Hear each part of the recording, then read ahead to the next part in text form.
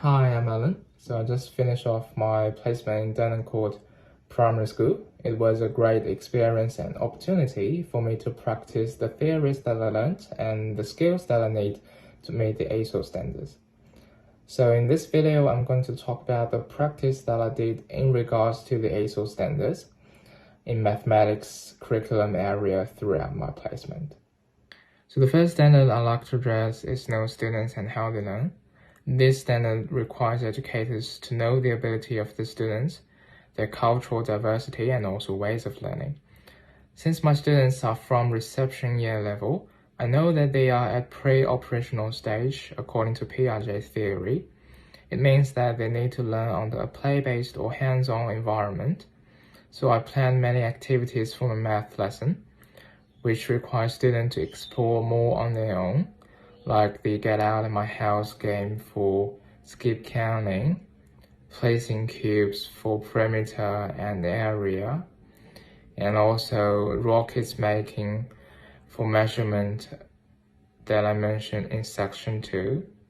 I also used group work strategy to pair the slower kids and the advanced kids in my class for differentiated teaching and prepare different tasks for them throughout the lesson so that the slower kids can also improve their abilities.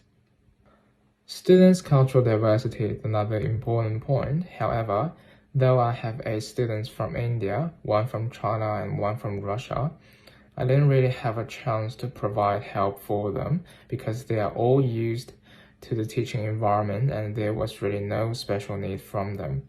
But I'm still aware of the different strategies that could be used to help students from different cultural or socio-economic backgrounds. So plan for and implement effective teaching and learning is another important standard. It is about how to set up goals and engage students, use effective teaching strategies and resources, and also make sequential lesson or unit plans based on the content of students' learning. So I've been trying to apply this standard throughout my block teaching. First of all, I discussed with my mentor about all the plans that I've made, found the suitable resource like YouTube clips for extra information or equipments for hands-on activities. I also rearranged my lessons in a way that students could learn and build up their knowledge step by step. For example, before I started the measurement unit, I had several lessons on counting strategies and shapes because students will need this knowledge before they learn measurement. So instead of delivering the measurement content straight away, this strategy of planning according to UD could provide students scaffolding support so that they will have prior knowledge before engaging with the new content and rely more on themselves rather than teachers. I also set up goals clearly at the beginning of the lessons. Like for a capacity lesson, I had 2 containers in different shapes but actually have the same capacity. I told my students that after this lesson, you will tell me with confidence that which one of these can hold more or less or the same. So this actually helps students to learn more effectively and directionally. So the last standard is create and maintain supportive and safe learning environments. It's about how to manage classroom activities, deal with behavior issues, and maintain student safety. I like to talk about challenging behavior especially because I have some students in my class that are constantly fighting and arguing. Like in some of the math lessons, since we don't have enough equipment for everyone, students needed to share within a group of 3 or 4. Some boys were crying because others were not willing to share with them.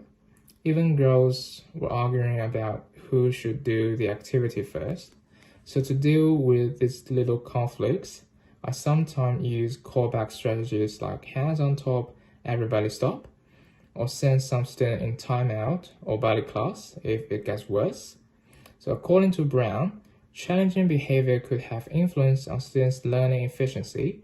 So when it occurs, teachers need to handle it with caution to provide students with a safe learning environment. So this placement was a great experience for me. I really learned a lot from my mentor, and I believe with all these valuable feedback from my practice, I will be able to do better as a teacher in the future. Thank you.